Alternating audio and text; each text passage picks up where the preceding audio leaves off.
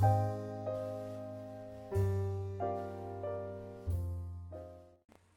how are you?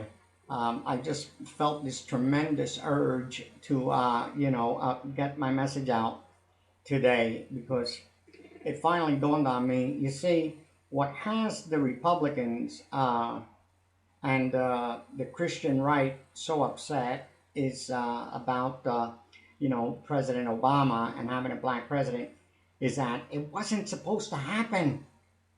You know, American presidents should always have been white Anglo-Saxon Protestants. See? And then along comes Obama, and of all things, he gets elected. No, no. In fact, they had a hard time swallowing JFK because he was Irish. See? And of course, we know what happened to Bobby, right? There wasn't going to be another one. No. So, okay, all this disagreement, all this sink every great social justice bill, every great jobs bill, every great economic bill that this great president wants to enforce through his signature, of course, legally, properly. No, we can't have that. Here's the issue, okay? Part of that eerie conversation the Republican leaders had in that uh, tavern with the doors closed on the eve, on the eve of Mr. Obama's inauguration was a long-term plan. See, this is what they didn't want. It's his legacy they're concerned more about than anything else. This has got nothing to do with the public and the needs of the public. They will do anything to enrich the rich more, but the problem was they did not want this black man to have a legacy, a powerful legacy of great accomplishments, because then it would increase the likelihood that in the future another black man would have been elected president and they would have had another catastrophe on their hands. You see? We underestimate them. Their vision is very far-sighted, and they're willing to risk everything politically for their political will as they project it in the future. You see? So there is no way possible that this second term can succeed, because if it does, then all their work in the last term to destroy this man bit by bit and tear him apart and chew on him because of the color of his skin will all have been done for naught. So it is essential that they destroy him in this term.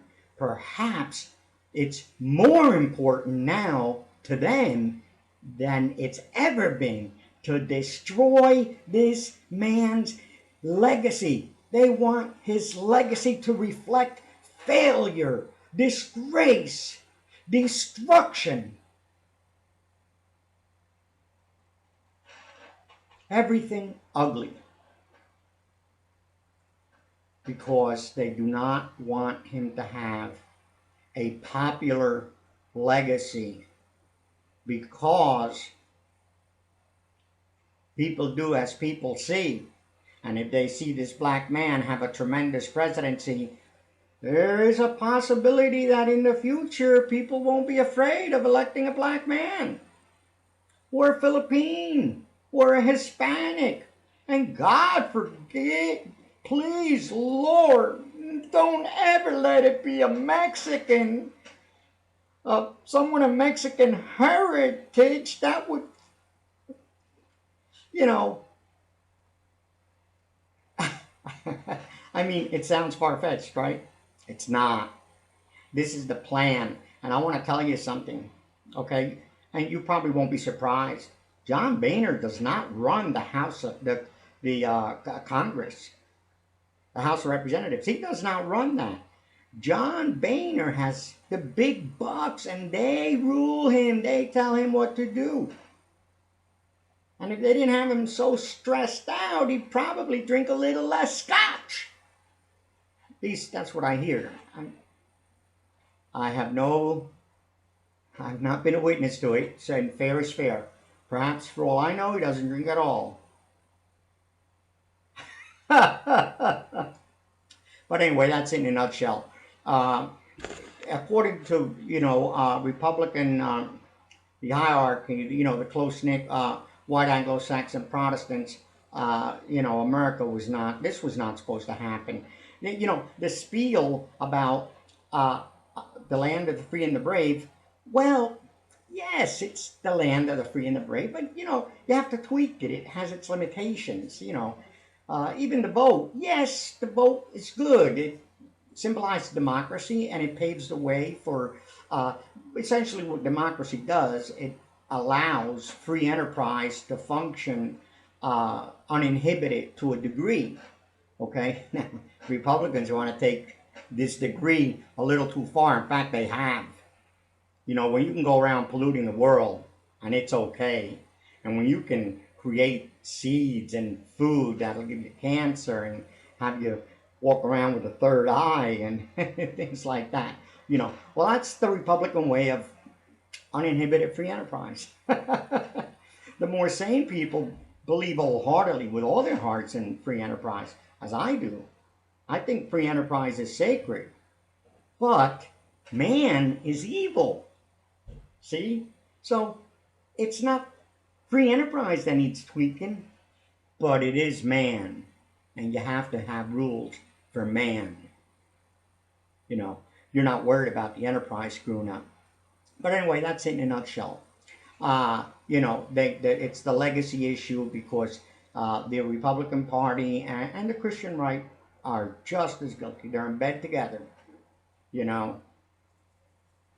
Color of my skin, baby. And it's a sad thing. By the way, I saw a picture of Paul Ryan on Huffington Post, the media people. And, man, there's something wrong with that guy. I look at him and, when I think he's thinking, and I wonder, what is he thinking? What macabre idea is coming to his head? But, on another note, I want to talk about something, okay? That maniac, Paul Ryan, who wants to disenfranchise poor people from food, from a roof over their heads, etc., etc., etc. And you know what I'm talking about? Really, Americans have to step up and battle for these poor people. In the past, I've mentioned that what they would like to do is convert this country into a third world country. And I'm going to tell you why that's in the money people's best interest. Because in a third world country, the rich are all kings. See, it's not like here, where in America up to now, you can be rich, but there are still within some limitations, that you have to abide by in some social conduct. And this does not please the billionaires. The billionaires, the Trumps, they want to walk through the airport, tell you to get out of the way. Get out of the way. They don't want to say, excuse me. They want essentially to live in a bubble they want to create. And one of the best ways to do this is by making people poor. If you've ever visited and observed the social fabric in the third world countries, you have kings and you have what they consider what is poor actually, but they have a whole different name for that. In Mexico, they call them nacos, the poor nacos, and they despise them. The wealthy in Mexico despise the nacos. Well, the Republican Party, through the money guys that fund their elections, want to get America into a third world situation because these people are never happy. Money doesn't make them happy. God doesn't make them happy. They tell God to jump a lake. I'm not even sure they believe in him. They might believe in him. They just might be satanic or something like that. But the thing is that they want to see America as a third world country. They care nothing at all about destroying this environment, by the way, because it's not going to mean anything to the wealthy. The wealthy don't have to stay here. The wealthy doesn't have to live in the area, in the neighborhood of 3 Mile Island, which, by the way, I'm not critiquing 3 Mile Island because nuclear energy is good done right, and accidents happen. But what I'm trying to say is these people don't mind doing it intentionally because they're not going to have to live there. They can pick up and go, and, you know, they lose $1 million or 10 million or what. It doesn't matter, you know. Well, you have it in a nutshell. It's the big plan, the big plan, the big overall plan is to vacate the President of the United States, Barack Obama, from any kind of a healthy legacy, because they don't want any more presidents from a Philippine background, Mexican, or whatever have you. It's a no-no, and that includes the Irish, by the way. Okay? The Irish think they're getting away with something through Paul Ryan and stuff like that. They're not. They really don't. The Irish has always been to the English and, you know, the white Anglo-Saxons as a, you know, kind of like how they treat blacks here in America today and have always treated blacks here in America today. Anybody, you know, Bill O'Reilly said recently that there is no discrimination in America. The man's a drug addict. The man is a complete drug addict. And we know Rush Limbaugh is a drug addict. And by the way, I'm a drug addict. I stopped using drugs and now I think well. See? It's easy. And anyway, thank you. I just wanted to point that out. I thought it was important. Have a great day and a happy Thanksgiving. Bye-bye.